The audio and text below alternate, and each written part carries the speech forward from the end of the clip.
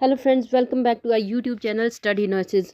Friends, आज हम आपको एक ऐसे अनूठे मेले के बारे में जानकारी देंगे जो कि हिमाचल की संस्कृति को एक अनूठी पहचान दिलाता है, क्योंकि कहीं पर भी ऐसा मेला आयोजित नहीं किया जाता है।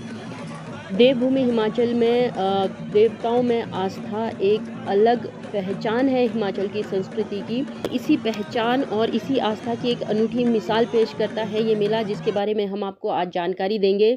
दोस्तों, आपने अभी तक कई जगह पर सुना होगा कि पशु बलि दी जाती है देवताओं को खुश करने के लिए, और पशुओं के खून से जो है तिलक भी किया जाता है, और इस तरह से पशु बलि कई जगह पर देने की प्रथा होती है। लेकिन अब हाई कोर्ट ने इस पर रोक लगा दी है, तो ये प्रथा लगभग बंद हो गई है।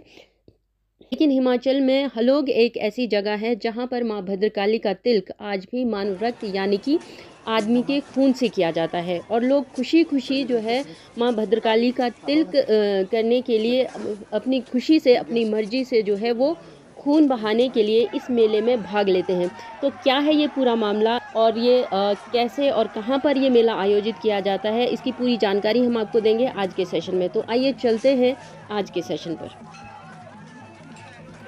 राजधानी शिमला में ग्रामीण विधानसभा क्षेत्र के तहत धामी के अंतर्गत एक गांव आता है हलोग। वहां पर हमेशा दिवाली के दूसरे दिन जो है एक मेला आयोजित किया जाता है।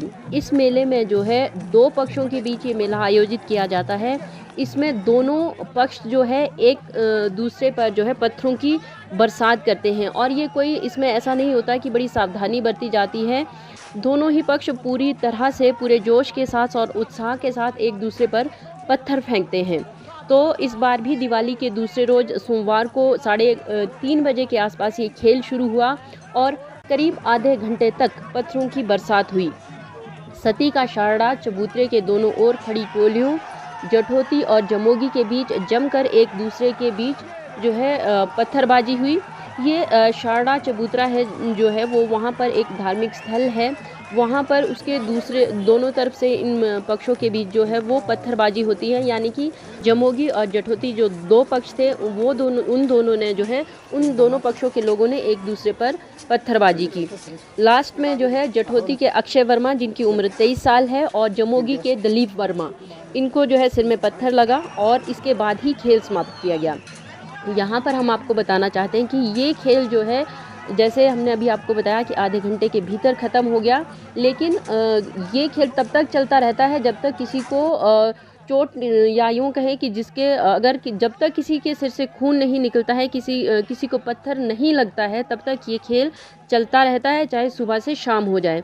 इन दोनों के सिर से खून निकलने के बाद जो है माँ भद्रकाली के मंदिर में जाकर तिलक कर परंपरा को पूरा किया गया। जैसे हमने आपको बताया था कि यहाँ पर जो है मानव रक्त से जो है माँ भद्रकाली का तिलक किया जाता है और पूजा की जाती है। दोनों को प्राथमिक उपचार जो है उसके बाद दिया गया। जैसे ही ये खेल खत्म हुआ, पूरे हर्षोल्लास के साथ ये मेला मनाया जाता है, और दिवाली के दूसरे दिन सोमवार को भी ढोल नगाड़े बजे, और उसके बीच एक दो लोगों ने नहीं बल्कि करीब 150 लोगों ने, युवाओं ने इसमें भाग लिया, और इस मेले को देखने के लिए हज़ारों की भीड़ वहाँ पर इकट्ठी हुई थी। ये सिर्फ दो गांवों के बीच का मेला नहीं होता, दो पक्षों के बीच का मेला नहीं आता। हिमाचल में दूर दूर से लोग इस मेले को देखने के लिए आते हैं, क्योंकि ये अपनी तरह का एक अनूठा मेला होता है। और यहाँ हम आपको बताना चाहेंगे कि इतिहास से लेकर जब तक से सूचना हमारे पास है, तब तक आज तक कभी भी ऐसा नहीं हुआ है कि किसी को बहुत ज़्यादा गंभीर चोट इसमें आई हो इस मेले में। अगर हम यहाँ पर मेले के इतिहास की बात करते हैं तो कहा जाता है कि कभी यहाँ पर नर बलि की प्रथा हुआ करती थी, और लेकिन बाद में जो है इस खेल को शुरू किया गया। धामी रियासत के जो आज के उत्तराधिकारी हैं जगदीप सिंह, उन्होंने बताया कि सैकड़ों साल पहले ये प्रथा हुआ करती थी कि यहाँ पर नर बलि दी जाती थी। उसके बाद वहाँ पर एक रानी हुई जो बाद में सती हो गई थी।